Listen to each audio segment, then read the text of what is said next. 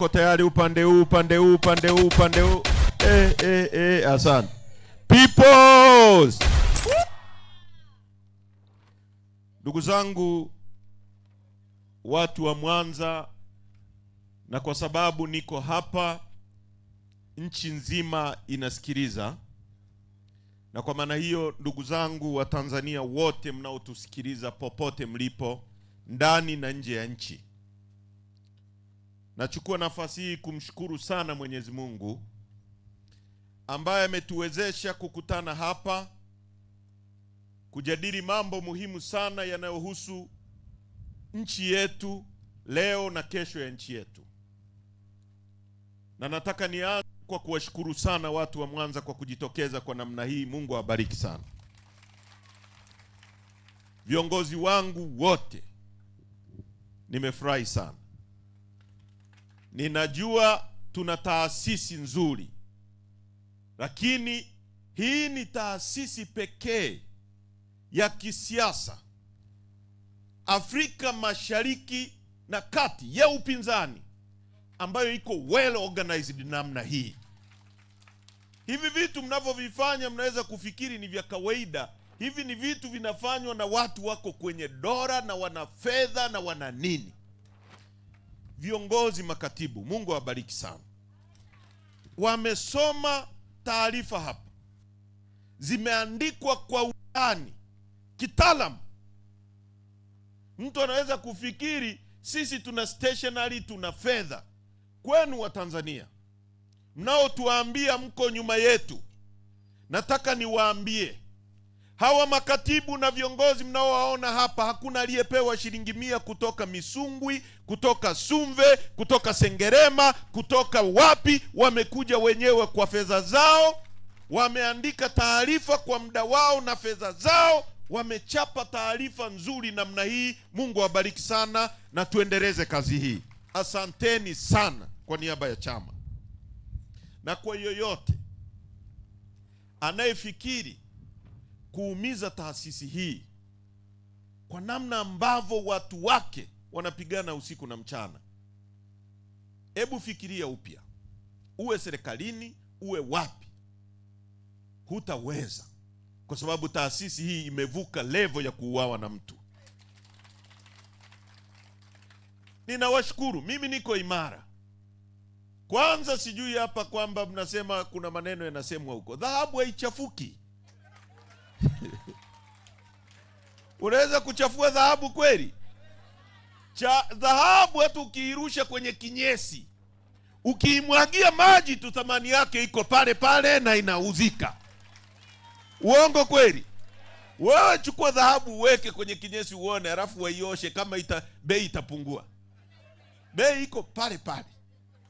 Kwa mimi hayo hata siyasikilizi. Najua yanawasumbua nyie viongozi wangu, lakini lazima tujifunze kwenye demokrasi, tuwe na ngozi ngumu. Kuna watu wanatutukana, hiyo sio demokrasia. Hao kwa sababu wanalindwa wakati huu, wakuli wanasema wanga kutariki nyunyi kwa magiha. Ukiwa umeona ndege kwenye mti, alafu unapanga kwenda kumkamata. Zamani ile si tuliochunga ng'ombe. Mi baba yangu alikuwa mfugaji na mimi ni mfugaji wa ng'ombe. Ni mfugaji kabisa mimi. Sio wa mchezo. Mfugaji mzuri na mkulima wa maana. Wakati ule tulikuwa tunaenda kuwinda vindege hivi. Sasa ukiona sehemu ambayo ndege amejenga, unapanga kwenda kumshika. Tulikuwa tunatengeneza either ile manyoya ya ng'ombe yale ya kwenye mkia, unafunga hivi alafu unafunga pale. Mimi sijatoka maisha laini. Kwa hiyo usimsemee kwenye mafiga kwamba kesho nitamshughulikia, anahama. Kuna kijana mmoja hivi, kipindi kilichopita, wale vikaragosi walioruka, alinitukana sana. Kuna mtu amepewa gari akanitaja kwa jina, amepewa na waziri fulani. Sasa mimi nikajua huyu sasa hivi wanamlinda, na mahakama zetu tunazijua. CCM inakutumia tu, kama vile mtu anavyotumia ule ule mpira ule, si mnaujua ule wa kujikinga kinga ule. Baadaye wakishamaliza matumizi na wewe wanakutupa. Nikajua hawa watawatumia kwa muda huu, watawatupa na mimi nitaruka naye, kwa sababu defamation ni miaka hii 3 haijafa. Sasa yule nikamwacha.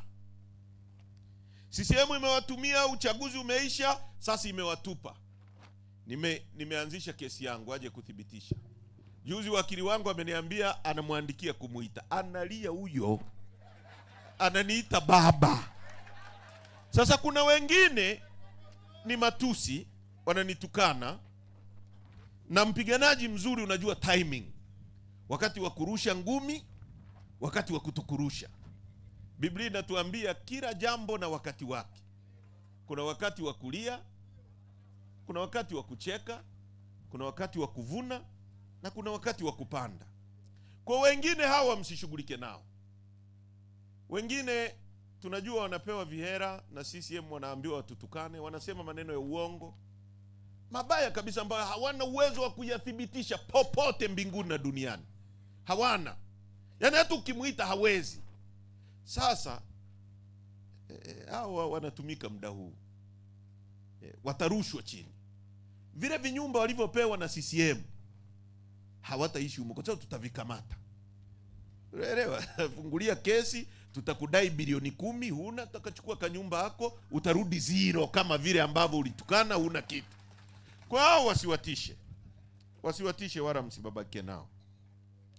Kazi yetu ni kupeleka. Sasa mambo mawili ya mwanzo.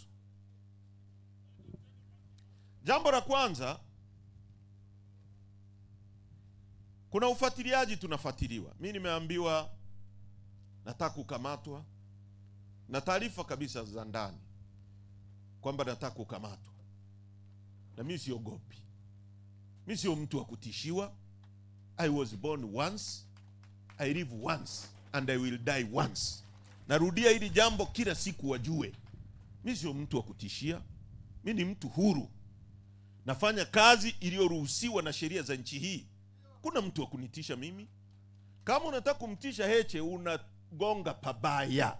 Jipange upya.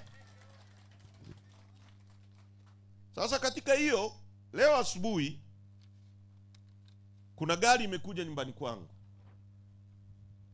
Namba T 318 EQJ. T 318 EQJ. Toyota Land Cruiser hadi top nyeupe. Na mimi na watu nimejipanga, tumeipiga picha, tumefuatilia. Zile namba sio za hiyo gari. Na wamekuja pale wanaulizia Heche. Kwa Heche ni wapi? Hizo namba zimesajiliwa kwa Katapira. Haya yanayolima barabara, sio? Sasa kama ni watu wema, mnakuja mchana, mnafahamika, kama mna shida ya kunikamata niiteni. Lakini shida ya tishiana, kutekana, kufanyiana mambo ya kijingajinga, hayo mimi msifanye. Na Watanzania msikubali. Mimi sitakimbia. Wakinichukua katika mazingira ambayo hayaeleweki, msikubali. Msikubali. Hatuwezi kuishi kwa kunyimana amani. Ukitunyima amani, tutakunyima amani. Nimemfurahia sana yule mdogo wangu aliyesema the welfare of the people is the supreme law. Kwa Kiswahili si nitaiwekaje, lakini maana yake ni kwamba ustawi wa watu ndio sheria kuu ya nchi. Kama watu hawana ustawi, hakuna sheria kwenye nchi hiyo. Watu wanatekwa, watu wanawindwa, watu wamekuwa kama wanyama. Wamechukuliwa wakina Polepole, viongozi wa CCM, kama kuku. Mtu ambaye juzi alikuwa na Magufuli, Polepole alikuwa anatuambia unajua V8 wewe, amekamatwa kama kuku, amepotezwa. Na nyie vijana mnaotumwa kuteka watu, nataka niwaambie, mwisho wa siku watawaueni nyie kupoteza ushahidi. Na waambie haki ya Mungu kabisa. Siku hizi nimekuwa nazungumza kuhusu the Nuremberg trial, kesi ya Nuremberg ya mwaka 1946 baada ya Ujerumani kushindwa vita 1945 mpaka 46. Henchmen ni wale watu waliokuwa axis of evils, wale waliotumiwa na Adolf Hitler. Mwisho wa siku walijiua wenyewe, na wengine walihukumiwa kuuawa, na wengine walifungwa maisha. Wanakupa kuteka watu. Unafikiri utamteka mtu kama Polepole aliyekuwa amefikia level ile, alafu hayo mambo yakaisha? Ni rahisi tu. Zama hizi za teknolojia, watu watakuja watrace simu zilizoenda hapo, tutaangalia kwenye satellite, tutamuuliza tu RPC, hebu tuambie nani alienda pale. Si nini? Jukumu lako ni la ulinzi, tuambie nani alikuwa pale. RPC atatuambia aliyeenda ni huyu. Huyu tulienda na huyu tutawakamata wote. Na mtatuambia nani aliyewatuma. Haiwezi kuisha hivi hivi. Damu za watu haziwezi kuchezewa hivi hivi. Damu za watu haziwezi. Kwa hiyo uelewe, hivyo vihera wanavyokupa, wanakutuma kufanya uovu, unafikiri utakaa kwenye nyumba nzuri uliyojenga? Hutakaa humo, utakuwa gerezani. Utakuwa unawaza hata bora ningekaa kwenye makuti, lakini niwe na amani. Kwa hili ni muhimu, nimeona niliseme, na mimi sitishiki. Narudia tena, sitishwi na sitishiki. Kazi tunayoifanya ni kazi halali ya kisiasa, na tutaifanya kwa nguvu zetu zote na kwa akili zetu zote. Kwa hilo ni la kwanza nilitaka niliseme. La pili, tuna baraza kuu la chama tarehe 15 mwezi wa 9. Viongozi mnaokuja baraza kuu, mjiandae. Tutafanya baraza kuu la viwango vya juu kabisa kwa ikufanywa kwenye chama hiki. Na nataka nitumie nafasi hii kuwashukuru sana wananchi. Mambo mengi huwa tuseme. Tulichaguliwa 21 kuamkia 22, si ndio? Mwezi wa kwanza. Mwenyekiti wetu mlitupa heshima kubwa sana. Amekaa kwenye uongozi chini ya miezi mitatu. Tarehe 9 mwezi wa 4 akakamatwa. Tulikuta magari hayafanyi kazi. Wakati mwingine mambo mengi hatusemi, lakini kwa nguvu zenu wananchi tumefanya ziara. Nyie wote mnajua sisi imeweka mpira kwa pani, kwa sababu haiwezi umziki. Tulifanya ziara, nikamwambia yule kijana anaitwa Happy Wasira, si nani, wametawanyika. Nikamwambia hamna kifua cha kupambana na sisi. Hapo tulikuwa na timu moja tu ya kwangu na katibu mkuu. Tumetoka Masasi, tumetoka na Chingwea, Masasi, Songea mjini,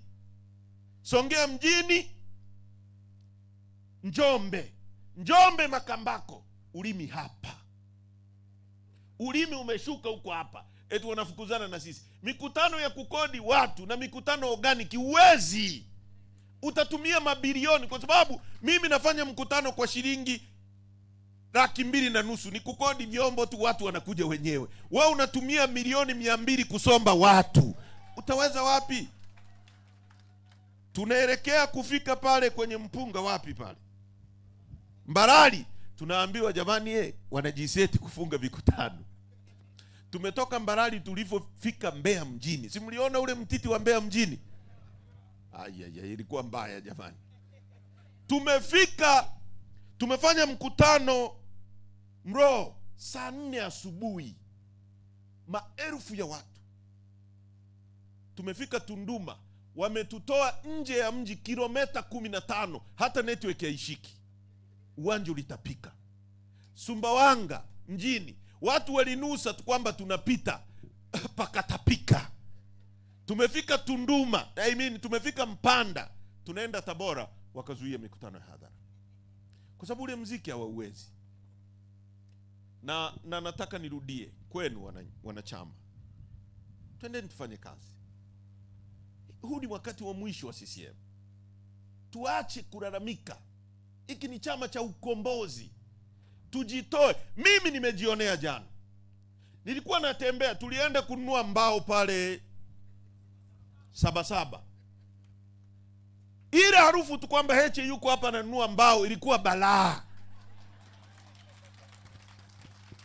Sasa mtu anayekuambia chama kinachokufa ni hicho kweli?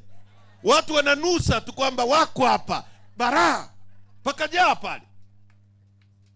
Sasa gari yangu iko imepaki kule garage ili ninunue mbao. Kule kutembea mpaka kufika garage, pale garage napo pakajaa. Tukasalimia watu, tukasema jamani, tukanunue dagaa. Kuna mimi nilikuwa nimeagizwa dagaa, ziko wapi nzuri? Mwaroni.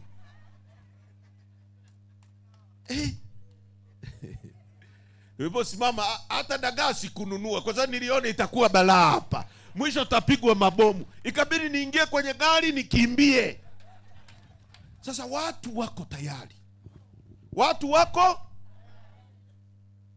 shambani, mavuno ni mengi, watenda kazi ni wachache. Ndio shida tulionayo, watenda kazi. Tujitoe. Jifunzeni wainjilisti wanavyofanya kazi, au watu wa dini. Jifunzeni. Hivi kweli sisi wote tunashindwaje kujenga maofisi ya chama? Tunashindwaje? Tunakuaje na chama kinachotegemea ruzuku ya CCM? Hapa jirani hilo ni kanisa, sio? Hivi hilo kanisa lina wanachama, lina waumini wengi kuliko wanachadema walioko Mwanza. Wao wana kiwanja wamejenga. Nani ukienda hapo ni waumini hao tu, wana shule, wana kila kitu, wako hapo. Sisi wanachadema wote wa Mwanza tukijiwekea malengo, tutajenga magorofa hapa. Sio ofisi ya kawaida, tutajenga magorofa. Hatujawa tayari. Hatujawa tayari kutafuta mageuzi kama tunavyotafuta uso wa Mungu kwenda mbinguni. Na nataka niwaambie, Biblia inasema ukiwa na tamaa hutaenda mbinguni. Uongo kweli?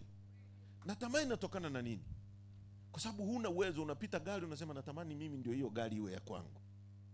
Lakini kinachofanya uwe na tamaa hiyo ni nini? Ni siasa mbovu. Wakenya wanasema siasa mbaya, maisha mbaya.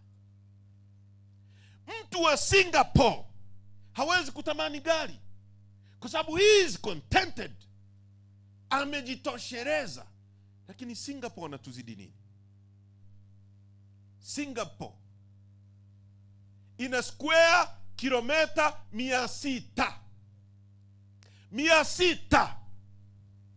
Singapore ni ndogo kuliko wilaya ya Nyamagana. Kipato cha mtu wa Singapore, cha mtu wa kawaida anayeuza nyanya, anayeuza vitunguu, ni milioni 170 kwa mwaka. Huyu akitaka kununua gari atanunua, anakaa kwenye nyumba nzuri, elimu bora. Sisi Singapore wana bahari tu, sisi tuna bahari kuanzia Mtwara mpaka Tanga. Ndio ukanda wa bahari tulionao. Actually we are the richest country kwenye East African Central. Kwa nini watu wetu ni maskini?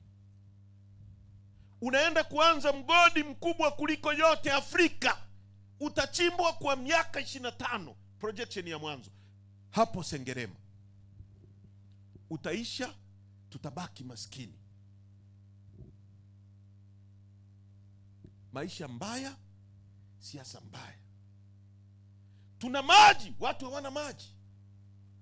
Tuamue kufanya kazi hii itakao tusababisha tuishi vizuri. Tujenge makanisa na tujenge misikiti. Kazi yetu iwe ni kumsubiri Mungu tu, kwa sababu tunaishi vizuri. Wazungu kazi yao ni kuomba, kwa sababu kila mtu ana kazi, wana maisha mazuri.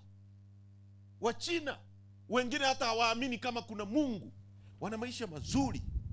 Sasa sisi watu wengi wanakufa kwa sababu ya matibabu, kwa sababu ya maisha yenyewe. Tunakula nini? Tunalala wapi? Tunaamkaje? Tunatembea vipi?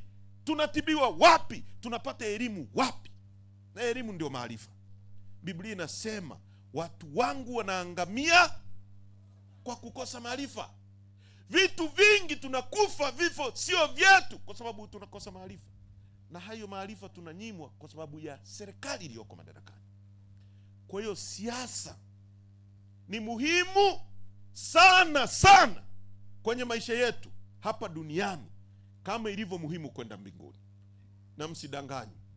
Mtu asikwambie utaenda kuishi vizuri mbinguni. Mimi nimeisha kataa hilo jambo. Tuishi kuanzia hapa vizuri hapa, tuende mbinguni tukamalizie maisha mazuri huko. Sasa hilo ni jambo la pili ambalo nilitaka kulisema. Jambo la tatu, tuko hapa tulipo kwa sababu CCM na mwenyekiti wao Samia Suluhu Hassan waliamua kufikisha nchi ilipo. Hajaja hapa kwa bahati mbaya, na kwa sababu huwa tunakuwa na kumbukumbu fupi. Mimi kila siku huwa najitahidi kukumbusha watu, na ndio maana wananichukia, kwa sababu mimi sio mwepesi kusahau. Wanasema kwa sasa hivi, wanasema Heche ndio tatizo. Mimi sio tatizo. Maazimio yote tunayosimamia ni maazimio ya kamati kuu ya chama chetu ya tarehe 11 mwezi wa 12, na hayo mimi kama kiongozi nitayasimamia mpaka tone la mwisho la damu yangu. Sio maazimio yangu, ni maazimio ya kamati kuu ya chama, ndio tunayosimamia. Hakuna maridhiano yoyote au majadiliano bila mwenyekiti wetu kuwa nje. Nyewe mnasemaje? Yeye ndo ana mandate ya mkutano mkuu. Yeye ndo anaweza kutuongoza kwenye jambo lolote. Hilo ni la kwanza. Hakuna jambo lolote bila yeye kuwa nje. Hakuna jambo litakalozungumzwa bila mediator, msuluhishi wa kimataifa ambaye atatuweka hapa, CCM, Chadema hapa au makundi yote mengine, tuzungumze hoja hizo. Hatuwezi kwenda kufanya mzaha kama ule uliofanyika kipindi kilichopita. Bahati nzuri mimi nilikuwa sehemu ya hayo mazungumzo. Kwa hakuna mtu ananizidi experience kwenye hayo. I know what I'm talking about. Now we are not mad. Tunaelewa tunakoelekea. Tunajua safari yetu na tunajua njia yetu. Nyie wanachama, tuungeni mkono viongozi, tusafirishe safina hii. Na nataka niwaambie. Haya mawimbi ni ya kawaida. Bahari iliyotulia haitengenezi nahodha bora. Nahodha bora unampima wakati wa mawimbi. Hapo ndio unapima kwamba huyu ni nahodha, anaweza kumudu chombo. Na nyie mnajua, na nyie mmeona tulichokifanya na tunachokifanya. Hatutayumba. CCM mwezi wa kwanza waliitisha mkutano mkuu wa chama chao. Ulikuwa na agenda 4 tu. 1, taarifa ya utekelezaji wa Irani upande wa Zanzibar. 2, taarifa ya utekelezaji wa Irani upande wa Tanganyika. 3, kumchagua Stephen Masato Wasira. Na ya 4 ilikuwa ni kupitisha kwenye simu yangu vitu vyote vile vipo, lakini ni taarifa 4. Lakini kile kikao kikageuka kikawa kikao cha uchaguzi. Na mnisikilize kwa makini. Kikawa kikao cha nini?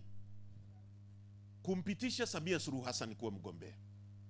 Sasa msajili anajua kwa mujibu wa katiba ya CCM na kwa mujibu wa sheria ya vyama vya siasa, kikao cha kiuchaguzi ni tofauti. Ndio maana kikao kilichotupitisha sisi tulipokuwa tunagombea Mboya anatoka kwenye uongozi, kilikuwa ni kikao maalum cha uchaguzi, na ajenda yake ilikuwa inajulikana, na hata barua za miariko zilijulikana ni za uchaguzi, na utaratibu wake ni tofauti.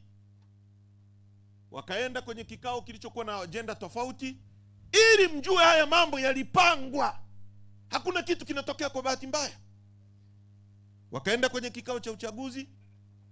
Ghafla katikati ya kikao, kama sisi tumekuja hapa kuhutubiana, alafu mtu ainuke tu aseme, jamani mnaonaje tukianza kuimba nyimbo na kucheza humu litungu? Hivi inawezekana hiyo ndugu zangu? Inawezekana hiyo? Kikao kilikuwa cha uchaguzi. Hakikuwa cha uchaguzi. Ghafla kikageuzwa. Watu wengine, utaratibu wa katiba ya CCM unataka uchaguzi utangazwe, watu wachukue fomu, wapate wadhamini, warudishe fomu, zichujwe, waite vikao vya mchujo. Si ndio utaratibu huo? Hata sisi Chadema vikao ndivyo vinavyofanywa vya uchaguzi. Wanaitisha, wanatangaza tarehe ya uchaguzi, watu wanachukua fomu, wewe unajipima, mimi naweza. Unachukua fomu, unajaza, unarudisha, unafanyiwa usairi, unaitwa kwenye kikao cha usairi, unahojiwa, wengine wanachujwa, wengine wanapitishwa. Kwenye kikao cha uchaguzi huwezi kuwa kiongozi unayesimamia kikao unachochaguliwa wewe. You cannot be a judge of your own cause. It's just a principle, it's a dictum ya kisheria. A very simple. Huwezi kuwa hakimu wa kesi yako mwenyewe. Wamefika kwenye vikao ambavyo vilikuwa na agenda 4. Pale eti mtu akasimama, mimi naona tumalize mambo yote mwezi wa kwanza, uchaguzi uko mwezi wa 10, miezi 9 kabla. Ndio. Mimi nampendekeza Samia Suluhu Hassan. Sasa mama tupishe basi. Mimi kama mnanipitisha, nipitishwe, niko hapa. Hivi pale Mlimani City Mboya alikuwa anagombea na Lissu. Hivi mwenyekiti Mboya angesema abaki kwenye kiti pale, angeshindwa uchaguzi kweli? Wakampitisha. Hilo likawa jaribio la kwanza la CCM kuvunja katiba yao, kuvunja sheria ya nchi. Na kama wanavunja katiba yao, wanawezaje kusimamia sheria za nchi? You cannot. Sasa walipomaliza tu wakaanza kufikiria, tulifikiri tumemaliza hapa, tumewawahi, tumewafanyia timing wenzetu. Huko mbele tunakutana na nani? Tundu Lissu. Jamani, sasa hapa tunafanyaje? Huyu akamatwa, apewe kesi ya ugaidi, uhaini. Huu ni mchoro unaendelea wa mtu kutafuta madaraka ya nchi bila kufuata utaratibu wa sheria. Kwa hiyo tumefanikiwa kuwazima wenzetu, tumewafanyia tulichofanyia, tumeiba, tumebaka ndani ya chama chetu. Sasa huku nje tuna kizingiti. Nani? Lissu. Tarehe 4 mwezi wa 9 kamata Lissu, akapewa kesi ya uhaini. Wamemalizana na Lissu na CCM yenyewe. Akachoropoka mmoja anaitwa Mpina, akaenda kwenye chama kingine huko, hata ambacho hakina mtandao.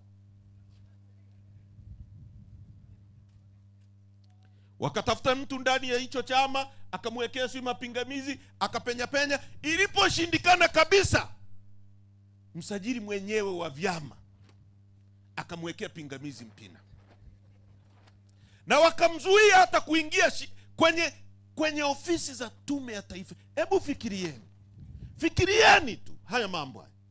Tukisema haya mambo, alafu watu wanatuona sisi ni watu wabaya, wanatuwinda watuue. Watu wanalinda udhalimu wa namna hii. Wakamzuia na Mpina. Sasa tumemalizana na Lissu. Kwanza tumemalizana na chama chetu, tumefanya forgery ya Lissu, tumefanya forgery ya Mpina. Ya 3, Watanzania wakasema hatuendi kupiga kura, na wakatoka kudemonstrate kwamba hatutaki hayo mambo. Wakauawa kwa maelfu.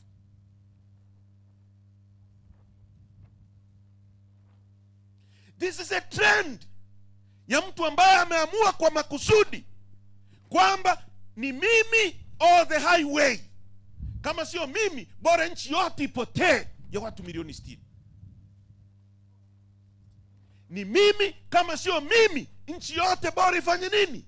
Wafe hata wote, lakini mimi nibaki madarakani. Sasa ndugu zangu, baada ya haya mambo yote, ungetegemea mtu ambaye ni sane, mtu ambaye anaelewa makosa yote haya, kwamba nimekosea hapa hapa hapa na hapa, au washauri wamwambie, jamani, hatuwezi kuendelea hivi. Jamani, tumefanya haya, yamejitokeza, watu wamekufa, watu wameumia. Naomba sana radhi wa Tanzania. Jambo la kwanza. La pili, familia zote zilizopatwa na madhira, tutaita familia hizi, tutazisimamia, tutalipa compensation. Hatuwezi kurudisha wale waliokufa. Cha tatu, naachia wote waliokamatwa.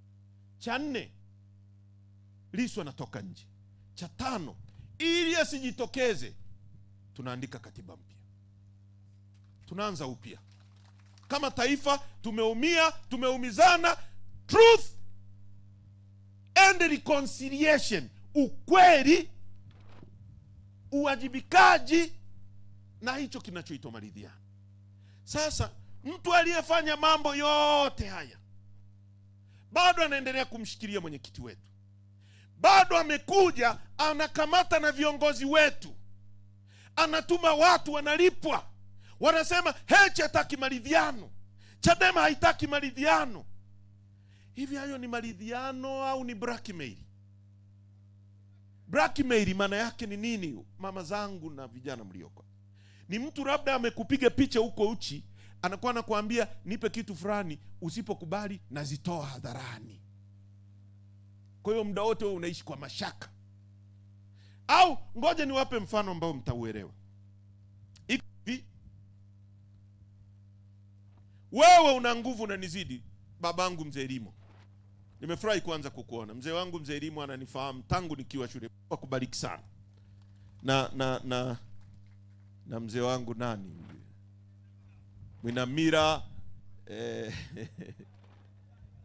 Mzee Rukanga, wote hawa wakati mimi nakuja Sauti hapa tunaanzisha tawi la kwanza, wamenilea sana. Mzee Limo anatukaribisha pale library. Nafikiri unafurahi leo kuniona kijana wako nimefika hapa.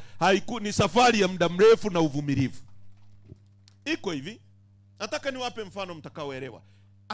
Wanachotufanyia CCM na serikali yake ni kwamba Mzee Limo ananizidi nguvu, ananizidi labda fedha, ana mabavu, analindwa. Alafu anatembea na mke wangu kwa mfano, na mimi nikamfumania. Badala ya yeye kuniomba radhi, anaanza kunipiga na kuniadhibu kwamba kwa nini nimemfumania na mke wangu, na ananishinikiza mimi nimuombe msamaha kwa kumfumania na mke wangu. Sijui kama mnaelewa ninachosema. Think about that. Fikiria kuhusu hilo jambo, kwamba kwa sababu wana nguvu, umewafumania na mke wako, wanakupiga na wanakushinikiza kwamba ukawaombe msamaha kwa kuwafumania na mke wako. Na kuna watu wanajifanya wana busara, wanakwambia wewe nenda tu kamuombe msamaha mwenye nguvu mpishe. Mimi siko tayari, niko tayari kufa nisiyaone hayo. Siko tayari. Hilo nasema mbele ya Mungu na mbele yenu. Namna pekee ya haya mambo kuisha ni kwa huyo anayetukosea kutambua kwanza, kuwa na conscious kwamba nakosea watu, lakini mabavu yake yana mwisho. Wala usitishike, utajidanganya leo, watoto wako watalindwa leo. Mwangalie Saddam Hussein, mwangalie Muammar Gaddafi. Kuna watu waliiba hela za nchi zao kuliko Muammar Gaddafi. Walifungua vituo vya mafuta, oil Libya ilikuwa kila nchi. Walifungua mpaka mahoteli hapa ile hoteli tulikuwa tunafanyia vikao sana kamati kuu, Bahari Beach, ni hoteli ya Muammar Gaddafi na vijana wake. Walikuwa wanaenda kule Serengeti, Ngorongoro kule, wanachukua hoteli inaitwa, ndio ile hoteli waliwaiga kwenda mawaziri wakaambiwa hamruhusiwi kuingia hapa. Inaitwa Gurumeti. Iko Tanzania lakini haiko Tanzania. Hivi mnajua hata humu polini kuna sehemu inaitwa njia ya mzungu, Serengeti. Yaani Mtanzania ukiwa unapita pale unalipa kwa kupita kwenye njia hii. Ndani ya poli la nchi yetu. Kwa hiyo Grumeti ilikuwa uruhusi, walikuwa wanachukua ile hoteli yote, wanalala mle, wanaagiza wasanii kutoka Ulaya wakubwa wakubwa, wanawalipa labda bilioni 3 milioni ngapi, wanakuja kufanya anasa. Where are they? They've gone. They are gone. Hakuna. Sisi hatutakubali. Na wala tukisema hivi, mtu asiseme kwamba sisi sio watu tunaotaka majadiliano. Kuna watu wameomba majadiliano kwenye nchi kuliko Chadema. We were the first, tangu zama za Magufuli, kuambia tunaenda njia mbaya. Mkishafika huko mtashindwa kurudi. Tuokoe hii gari kabla haijadumbukia mtoni. Wakasema na iende mtoni. Sasa gari iko mtoni, wanatuambia Chadema tuitoe humo. Nyie mko tayari kwa ujinga huo? Tena wanataka tuitoe mtoni kwa blackmail, kwa vitisho. Tunaishi kama wakimbizi. Tunatembea kwenye nchi, polisi wako nyuma yetu kila wakati. Wasira alikuwa na mikutano kama hii, kama huu tunaofanya humu ndani. Umeona polisi pale? Juzi simlimsikia ananizungumzia. Anazungumza huku anasinzia. Kwa muda wote Wasira akiwa anazungumza, yule msaidizi wake anamshtua hivi. Anaweza kuwa anazungumza mara usingizi ukampitia pale.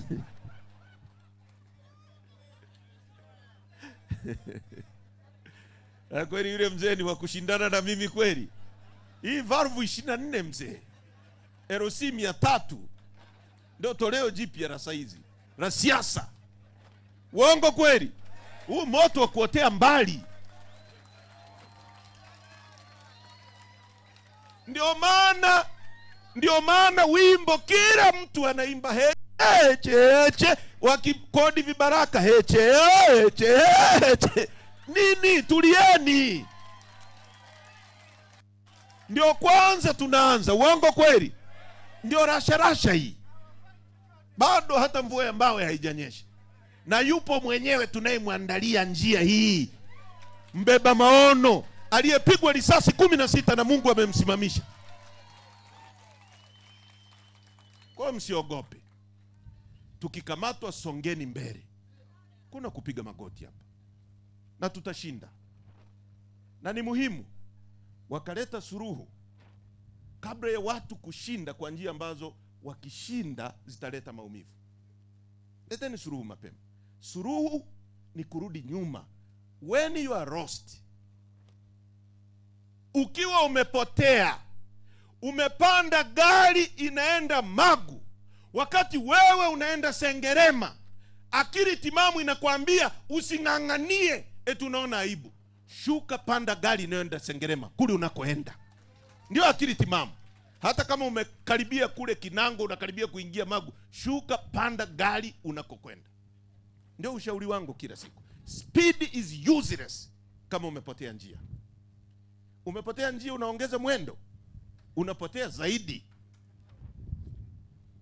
Kwa ndugu zangu, nimetaka niwaambie kwamba mambo yanayotokea hayatokei kwa bahati mbaya. Yanatokea kwa sababu watu waliamua hatua kwa hatua kubaka na kuiba. Hata kile kidogo tunachopewa na katiba mbovu hii.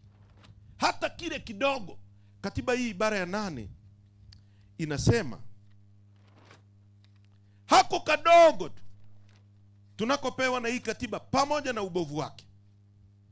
Inasema Jamhuri ya Muungano wa Tanzania ni nchi inayofuata misingi ya demokrasia na haki jamii. Na kwa hiyo wananchi ndio msingi wa mamlaka yote, na serikali itapata madaraka na mamlaka yake yote kutoka kwa wananchi kwa mujibu wa katiba hii. Serikali itapata mamlaka na madaraka yake yote kutoka kwa wananchi kwa mujibu wa katiba hii. Kutoka kwenye kura waliamua wakaiba. Na hata wananchi waliposema jamani, mnaiba haki ya kuwawekeni nyie, wakawaua wananchi. Walidhamiria. Sasa ndugu zangu wana Chadema, tuna mambo mawili makubwa, na hili jingine ni la tatu. Kwanza nataka niwahakikishie, hakuna mwanachama yetu yeyote aliyekamatwa ambaye chama chetu hakitamtetea. Hilo nendeni nyumbani mkiwa na imani na amani. Nimezungumza na mwanasheria mkuu wa chama, nimezungumza na katibu mkuu, na msimamo wa kamati kuu ya chama chetu ni kuhakikisha kila mwanachama aliyekamatwa anapata uwakilishi unaostahili. Tutaandika kila sehemu. Sasa hivi tuko makini sana. Hatutalia humu ndani kimya kimya. Yaani unajua zamani tuko tunaumizwa humu, kilio kinaishia humu ndani. Kama Chagurani hapa, si hapa ni kwako bana. Alafu una mke wako mnaishi humu, unamkata na panga, alafu anaogopa eti akitoka nje hapo itakuwa aibu. Mama zangu, lia nje, majirani wakusaidie. Usife kimya kimya ndani. Tunaelewana vizuri? Kwa hiyo hakuna kilio chochote kitaishia humu. Sasa hivi wakikamata watu tunapiga kelele kila sehemu, UN, UNHCR, wapi, Amnesty. Haya yote kukamata watu yameishaenda kote duniani. Kote. Tumeshawaambia, wameshashtaki watu wetu 61. Na juzi nimeona wanalialia, sijui nimewauliza swali. Nyie mnawaambia watu kwamba waje Afcon, alafu mnasema kuna ugaidi. Sasa hiyo Afcon yao wanaokuja watakuwa salama kiasi gani? Haya mambo hayaingiliani na michezo. Hayaingiliani na michezo vipi? Sisi kote tutasema. Tunaelewana? Wawekezaji tutawaambia serikali dhalimu imesema hivi. Dunia yote ijue. Kwa sababu mambo hayawezi kuwa kimya kimya humu ndani. Kwamba hawa wanachafua nchi. Yaani wewe unayekamata watu huchafui nchi. Sisi tunayesema umekamata watu ndio tunachafua nchi. Hiyo ni akili ya wapi hiyo? Mamangu, inaeleweka hiyo? Haiwezekani. Haiwezekani. Kwa nataka niwaambie wanachama wetu wote, mimi nilikuwa Butimba juzi, nimewaona, tutawasaidia kwa kile tunachoweza na tutawatetea kwa mawakili kusimamia, na mawakili wetu wote wakubwa watakuwa kwenye hizo kesi. Na dunia itajua. Na hii njia tunayopitishwa, wamepitishwa kina Mandela. Na mwisho wa siku walishindwa. ANC iliwashinda makaburu. Walikamata viongozi wao, wakawabambika kesi za ugaidi, walikaa miaka 27. Walifikia sehemu wakafuta mpaka chama. Na malengo yao ni kufuta hiki chama. Ndio maana wamekamata watu. Na hili nataka niambie. Kwa nini wanakamata watu wanawaweka ndani na kesi za ugaidi? Ni kutengeneza pressure ya ndani. Kutengeneza pressure ya nini? Kwamba sasa tumefikia sehemu bora tu yaishe tu, yani tuwarambe hata miguu yaishe. Kwa pressure hiyo itengenezwe kwamba unaona wanaendelea kukamata watu, na mtu ambaye hataki maridhiano ni Heche au ni kamati kuu, wanachama mwanze kusema tunataka maridhiano kwa njia yoyote. Hata wakinikamata mimi, lengo sio Heche. Lengo ni wananchi kupata katiba mpya na kuanza nchi mpya. Tusitoke kwenye reli. Lengo sio mimi. Mdude hajafa au hajatekwa kwa sababu alitaka yeye aishi vizuri. Mdude ameumia kwa sababu anataka katiba mpya. Tusisahau lengo linalosababisha watu wetu wameumia. Ndio maana Lissu amekataa hata aliposhawishiwa kupiga magoti. Na mmemsikia juzi. Amesema yeye mwenye mahakamani, peleka nini? Amekataa. Sio kwamba hajapelekewa vishawishi, kwa sababu anajua lengo sio yeye tu kuwa nje. Kama ni yeye kuwa nje na yeye kuishi vizuri, watampa chochote anachotaka. Haki ya Mungu nawaambia. Lissu akiwaambia nataka bilioni 50 watampa. Je, matatizo ya nchi hii yatakuwa yameisha? Lissu akitoka nje bila kupata kile tunachokihitaji, tutakuwa tumepata maji? Tutakuwa tumepata ajira? Kwa hiyo Lissu anaumia kwa sababu yetu wote. Watu wamekufa kwa sababu yetu wote. Damu za watu wetu tutazisaliti kama hatutasimamia kile kilichosababisha wakauawa wanakipigania. Tuelewe haya. Tuelewe haya. Wanajaribu kufikiria watatengeneza internal pressure ya kusukuma kuwa bail out. Tukawaombe msamaha, pamoja na kwamba wao ndio tumewashika ugoni. Na waambia, wazungu wanasema you cannot eat your cake and have it. Huwezi kula keki yako baadaye ukabaki nayo.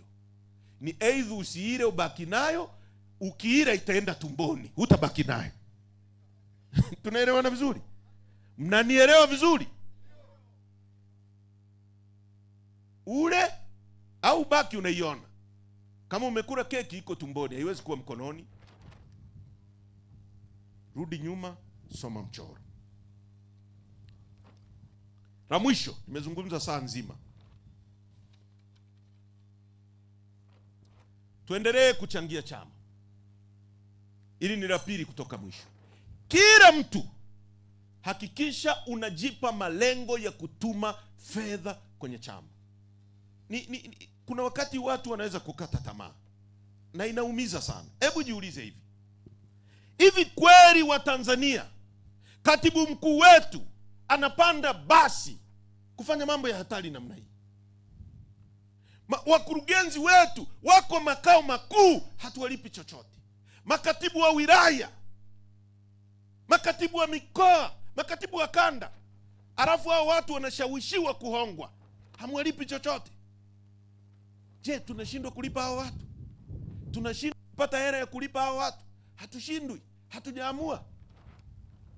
Tumekubaliana kila mtu kutumia namba ya chama atume shilingi 1,000 kwa mwezi au 2,000 kwa mwezi.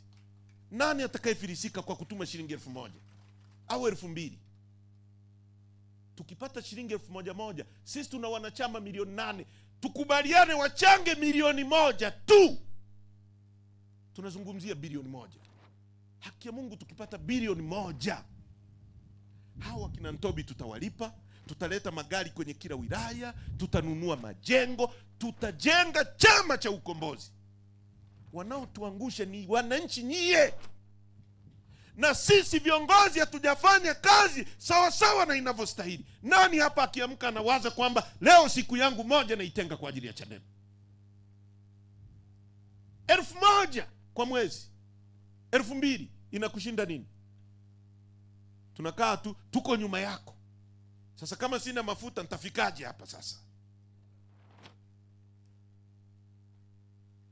Na mimi nawaambia watu wanajituma sana. Secretariat yetu ya makao makuu inajituma sana. Haki ya Mungu kabisa. Huwa na wahurumia. Kuna miaka wanachapisha mpaka unasema hao watu wanalala saa ngapi?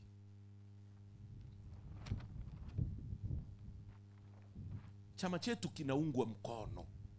Ni sisi hatujawafikia wananchi. Haki ya Mungu kabisa. Nasema uongo? Kweli kabisa. Nyie mnataka mniambie viongozi mkiamua kutembea humu kwamba jamani chukua namba ya chama hii unatuma 1,000. Wananchi watakataa kweli? Lakini kama hujawafikia watawachangiaje? Kwa nini wale wainjilisti wanaotembeza Biblia wao wanauza, wanakuja kwa Heche, mimi ni muinjilisti wa kanisa, nimekuja nauza vitabu hivi na hivi na hivi. Anakungangania unanunua kitabu cha shilingi 50,000 60.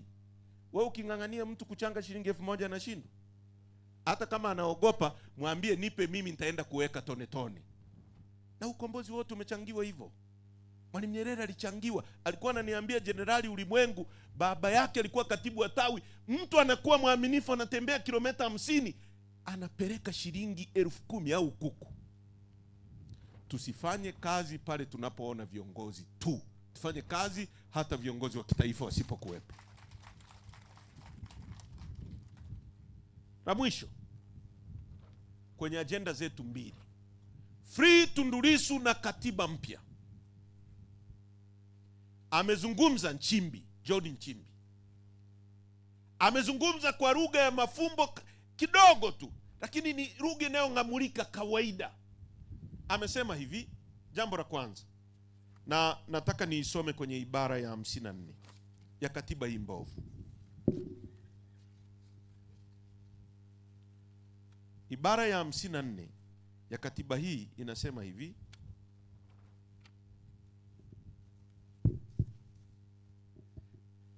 kutakuwa na baraza la mawaziri ambalo wajumbe wake watakuwa ni makamu wa rais. Mnisikilize vizuri.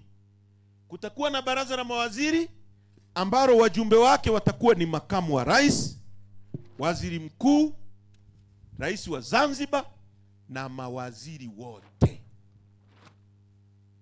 Narudia, nimesemaje? Sasa mimi ni mwalimu, nataka hapa tuingie darasani mnielewe.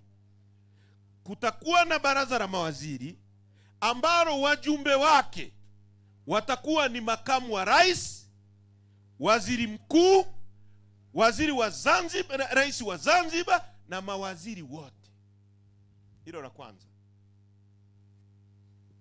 Rais atahudhuria mikutano ya baraza la mawaziri, ndiye atakayeongoza mikutano hiyo. Na endapo rais hayupo, basi mikutano hiyo itaongozwa na makamu wa rais. Kama wote wawili hawatakuwepo, makamu wa rais hawapo, waziri mkuu ndiye atayeongoza hicho kikao. 3. Bila kuathiri masharti yaliyomo katika ibara ya 37 ya katiba hii, baraza la mawaziri litakuwa ndio chombo kikuu cha kushauri rais juu ya mambo yote yanayohusu utekelezaji wa madaraka yake kwa mujibu wa masharti ya katiba hii, na litamsaidia na kumshauri rais juu ya jambo lolote litakalowasilishwa kwenye baraza la mawaziri kwa mujibu wa mwongozo maalum wa maagizo ya jumla yanayotolewa na rais. Mwanasheria mkuu wa serikali atahudhuria mkutano yote ya baraza la mawaziri na atakuwa na haki kama mjumbe mwingine wa mikutano hiyo, isipokuwa hatakuwa na haki ya kupiga kura katika mikutano hiyo. Sasa twende taratibu. John Nchimbi ametuambia tupiganie katiba, kwamba hii katiba ni tatizo kubwa, inampa mtu mmoja mamlaka ya kuumiza watu, si ndio alichosema? Cha pili akasema yeye alipokuwa katibu mkuu wa CCM alishampendekezea rais kwamba walete nini? Katiba, si ndio alivyosema?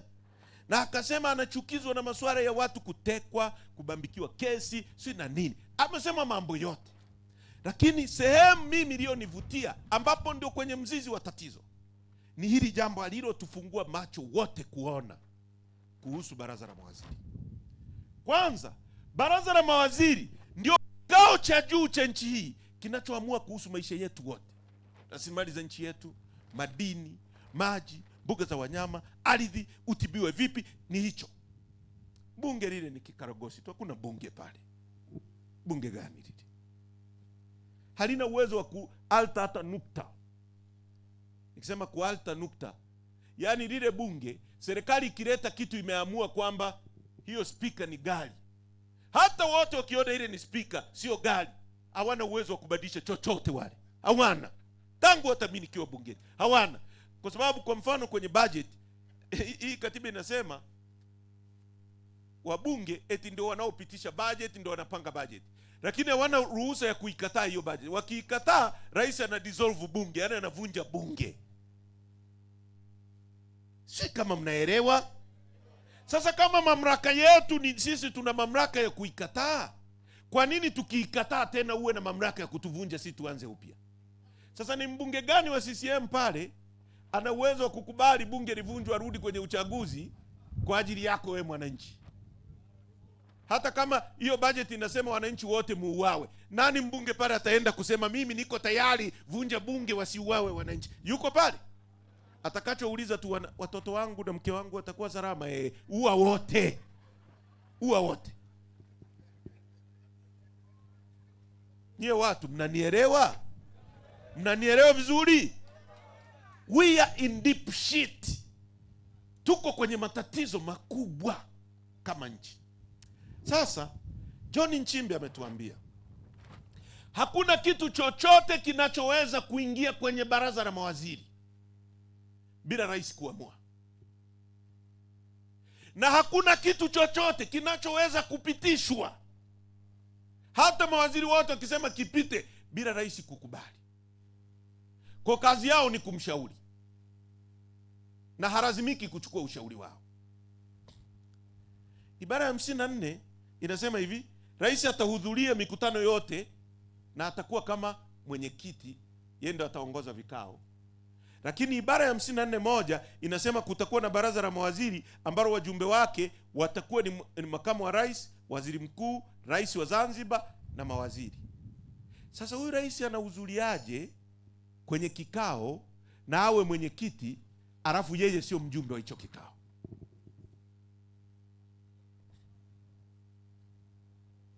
Hivi mnanielewa? Mnaelewa nachosema? Kwamba hii katiba, mkitaka kujua hii katiba ilivyotakataka, kwamba rais anakuwa mwenyekiti kwenye kikao ambacho yeye sio mjumbe. Unawezaje kuwa mwenyekiti wa vikoba alafu wewe sio mjumbe wa kikao hicho cha vikoba? Yaani wewe kwanza, sifa ya kwanza, ili uwe mwenyekiti lazima uwe mjumbe. Ukiwa mjumbe, miongoni mwa wajumbe mmoja anachaguliwa. Ndio maana huwezi kuwa mwenyekiti wa Chadema kama wewe sio mwanachadema. Hivi mnanielewa? Mnanielewa vizuri? Sasa maajabu ya CCM na katiba yao, rais ni mwenyekiti wa kikao ambacho yeye sio mjumbe. Alafu yeye ndo ana maamuzi ya mwisho kwenye hicho kikao ambacho yeye sio mjumbe. Maana yake ni nini? Na mnisikilize.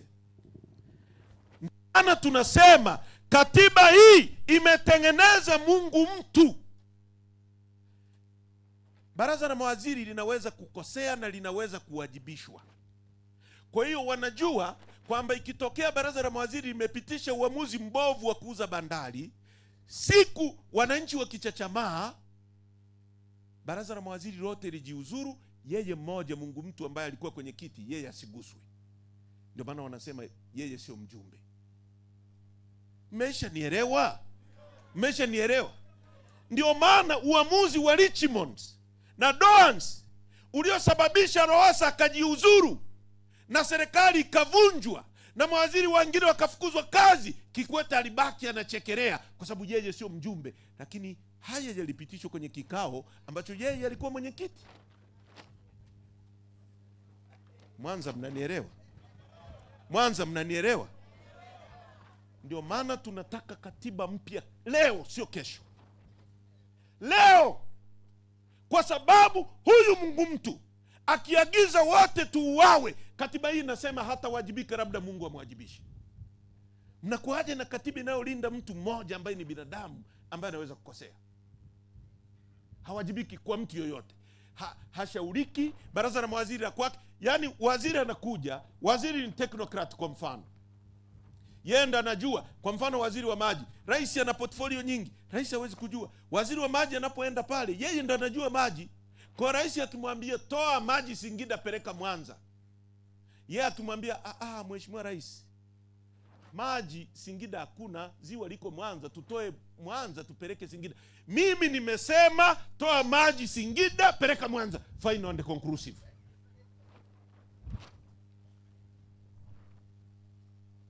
Nye watu mnanielewa vizuri? Mnanielewa vizuri? Ndio maana tukimgusa Mungu mtu wao, wanakuwa kama pilipili. Wanakuwa kama pilipili. Wanasema tunamtukana. Mimi nimemtukana nani hapa? Kuna mtu nimemtukana? Kuna mtu nimemsema vibaya? Hutaki kusemwa, acha siasa, kaangalia watoto wako. Mtu akikufuata nyumbani, tutasema huyu ni mgomvi, amenifuata nyumbani kwangu. Kwa hiyo ndugu zangu, Nchimbi aliposema tukomae, anatuambia tumkomalie huyu anayekwamisha katiba. Kwa sababu anasema amempelekea kwenye vikao vya CCM, amempelekea sasa hivi amesema wazi, anasema tumkomalie. Sasa kama yeye ndo anaruhusu kila agenda ingie kwenye baraza la mawaziri, baraza la mawaziri ndo linalo propose budget. Budget ikishaandaliwa kila sekta inakuja inapelekwa kwenye baraza la mawaziri, wao ndio wanaipitisha kuja bungeni kujadili. Wale wabunge hawana uwezo wote, ni kuletea watu wako kama watoto. Juma anapika wali na Juma anapika wali, ndio wanachofanya. Kuna kitu chochote. Sheria mbaya zikipitishwa zimetoka kwenye baraza la mawaziri, wao ndio wanapitisha. Kwa hiyo tunateswa na hawa watu wanaosimamiwa na mtu ambaye hawajibiki. Tunaelewana vizuri? Kwa hiyo Nchimbi alichotuambia, anayekwamisha katiba na ambaye anasababisha watu wanapotea, wanabambikiwa kesi, wanaumizwa, ni huyu mtu anaitwa rais. Ndio Nchimbi ametuambia tumkomalie. Kwa na mimi nawaambia, piga kelele. Piga. Kusiwe na ukimya kwenye vijiwe vya kahawa. Katiba mpya. Makanisani katiba mpya. Misikitini, katiba mpya. Popote moto wa katiba mpya wake, na Free Tundu Lissu moto wake. Nchi hii ina potential kubwa. Watu wa Mwanza, tuna ziwa, tuna mbuga za wanyama, kwa nini watu wetu ni maskini? Viwanda vyote vimeuzwa, Mutex imekufa. Nyie vijana mtaajiriwa wapi? Tunahitaji turudishe nchi hii mikononi mwetu, tuibadilishe, tutengeneze ajira, tutengeneze kilimo cha kisasa, tutengeneze ufugaji wa kisasa, na inawezekana. Mimi nalima parachichi ndugu zangu, nasafirisha nje ya nchi vile viparachichi vidogo. Nafuga ng'ombe. Nchi hii inaagiza samaki. Nimesikia hapa kwamba vijana wa Kitanzania wanakamatwa eti kwenye keji za Mchina. Yaani Mchina ametoka China, maji yako hapo, vijana kwa sababu hawana mtaji, amekuja ameweka keji hapo, anauza samaki kwa mama wa Igoma, pesa inatoka Igoma inaenda kujenga China. Leo tungekuwa na serikali yenye akili, hizo keji zingekuwa za vijana wa Kitanzania. Huyu kijana wa Kitanzania akipata pesa, ameuza samaki, atajenga nyumba Igoma hapa, atamwajiri fundi wa Igoma. Huyu fundi wa Igoma atarara kwenye nyumba yako ambayo umejenga guest, wewe utanunua mboga kwa yule, pesa inazunguka hapa. Leo pesa inatoka hapa kwenye samaki inakwenda kujenga China. Mtapataje uchumi hapa? Tunaagiza mchere kutoka Pakistan. Maeneo yote ya Usukumani, maji yako hapo ziwani. Ukitembea hiyo Magu mpaka unafika Ramadi, huku upande huu ni ziwa, huku ni ardhi. Watu wetu wanachohitaji, uvute maji pale uwaletee kwenye mashamba. Mpunga ni siku 90. Badala ya kulima asubiri mpaka msimu ujao, akishavuna ndani ya siku 90, apande tena, avune. Kwa mwaka watu wetu wangekuwa nalima mara 4. Kwa kama unapata 100,000 baada ya msimu, ungepata 400,000 baada ya msimu. Hujaendeleza maisha ya huyu mtu. Mnanielewa vizuri ndugu zangu? Tuna matatizo kwa sababu ya uongozi tulionao. Leo unapochukua migodi, unawapa wazungu, unawapa China. Wakivuna fedha wanapeleka China. Lakini tuna watu hapa wa Tanzania ambao wana uchumi. Tukisema tutengeneze consortium ya Watanzania, wewe John lete shilingi 10,000, lete shilingi 100,000, tunawapa sehemu yenye dhahabu, nyie mtachimba, alafu mkipata faida mnagawana hizo hisa, kila mtu atapata pesa, heri itabaki ndani ya nchi yetu. Tuko kwenye matatizo kwa sababu ya uongozi. Mwalimu Nyerere alijenga miundombinu. Mimi nimesoma shule ya bodi ya Pamba Bulima pale. Pamba imekufa. Lakini pamba haijawahi kufa duniani. Inapanda bei kila siku, inaitwa dhahabu nyeupe. Pamba itakuja kuisha market mzee wangu siku tukianza kutembea uchi, na tukaacha kujifunika, na tukaacha kwenda hospitali. Kama pamba ndio tunatengenezewa vidonda hospitali, hakuna siku itashuka bei. Tuna matatizo ya viongozi. Msukuma analima pamba miezi 6, anauza kilo moja shilingi 1,100, alafu kwa mkopo hiyo pamba inaenda kwenye kiwanda India, wanatengeneza kale kakufutia vidonda gramu 200, kanauzwa 5,000. Hivi mnanielewa nyie? Kuna akili hapo? Kuna akili hapo? Alafu wanatutisha kwamba tuogope, turudi nyuma. Mimi nimekataa kuogopa. Nyie mnasemaje? Nyie mnasemaje? Nyie mnasemaje? Tusonge mbele. Tuko kwenye njia sahihi na tutashinda. Tutashinda, msiogope. Tutashinda na tutabadilisha nchi hii, wote tutaishi kwa amani. Peoples! Mungu awabariki sana. Asanteni kwa kunisikiliza watu wa Mwanza.